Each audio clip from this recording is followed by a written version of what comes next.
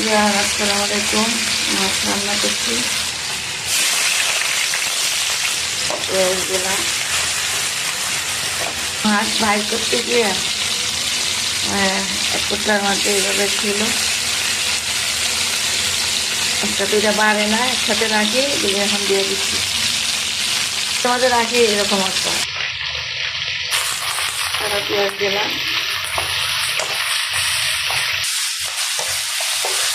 হলুদ, মরিচ, মশলা, লবণ।